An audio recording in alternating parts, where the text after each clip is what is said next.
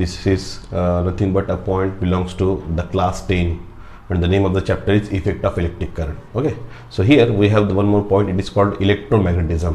What is the relationship between electricity and the magnetism? That is proved by the scientist Michael Faraday. So here one of the the Faraday scientist having one more law, that is what? Faraday's law of induction. This is what the today's point, and we have to discuss the statement for the Faraday's law of induction.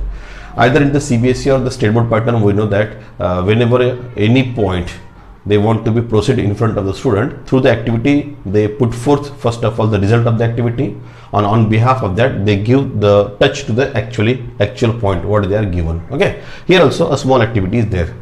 Here one type of coil is there, it is called solenoid coil. Second, we have a key. Right now it is in off state. We have the battery to provide the current which is passing through the solenoid coil. Here it is a normal coil which is not physically connected with this solenoid, and this is what the galvanometer. This is what the galvanometer. G is the symbol used to denote the galvanometer, while K it is for the key which is right now in on state, off state. Suppose I put up a dot here, it is in on state. Next one, we have the battery to supply the current in the solenoid coil. This is the solenoid coil where the number of turns are there, and that coil is turns to the solenoid, and we already know whenever we pass the current in a solenoid, what happen here? Around that solenoid coil magnetic field has been produced, and we already studied that the properties of magnetic lines of force regarding the bar magnet and solenoid both are same. Suppose right now I switch on the circuit by close the key. Now what happened here? The current is flowing through it, and we know the direction of current is always from positive to negative, just like a conventional current. And here the magnetic lines of force are producing. Suppose these are the magnetic lines of force are there. These are the magnetic lines of force are there which are produced in a solenoid coil. Inside the solenoid coil, the magnetic lines of force are uniform, and they are around that they are wired like they are like a concentric circle. We already discussed all these points. Okay, now what happened? Some of the observations we have to made through this activity. What are the observation? Number one, when you just switch on the key, as the current start flow through the coil, what happen here? There is a deflection in the galvanometer, although they are not physically connected to each other. This is my first observation. When again I'm repeating, when I switch on the current, what happen here? There is a deflection in the galvanometer, although it is not physically connected. Second, when I switch off the current in the circuit, this is the second possibility. When I switch off the current in the switch off the current by switching off this key, what happen here? The flow of the current gets stopped, and whenever there is a stoppage of the current is there, again galvanometer shows an instant deflection, and it will be at the rest position.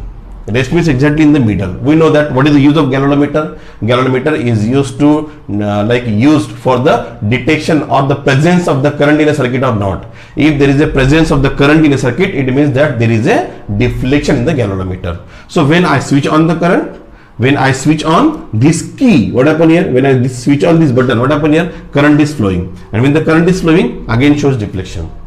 When I switch off the key, again there is a stoppage of the current. What happen here? Again there is a deflection, sudden deflection in the galvanometer on a side. Again the deflection gets stopped.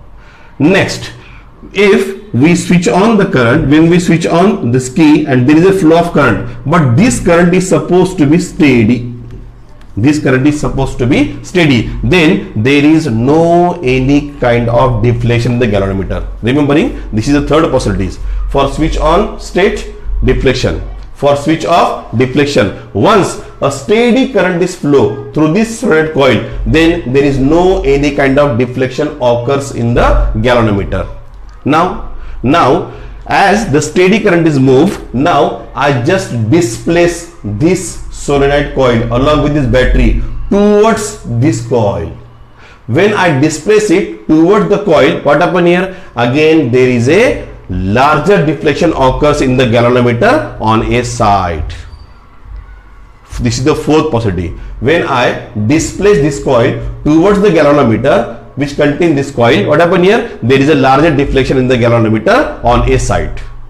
Now, fifth condition, when I displace the solenoid coil along with the battery away from this galvanometer containing coil, away from this galvanometer containing coil, what happen here? Again there is a deflection, but it is on the opposite direction. That is what the next one. So if you observe all these possibilities, switch on the current, quick displacement, again stoppage. Switch off the circuit, switch off the current means switch off the key, again there is a displacement and it is at the resting position. But for the steady current, there is no any flow of current. When you move the solenoid coil toward the galvanometer, there is a deflection on a side, larger deflection even I can say. When I move away from this galvanometer containing coil, there is a again deflection on the other side, and so on.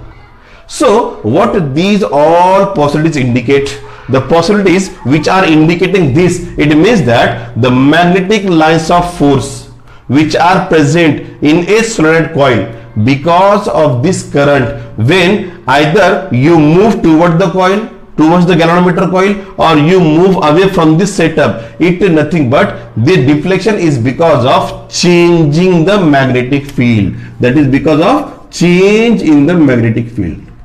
Change in the magnetic field, or we can say that magnetic lines of force.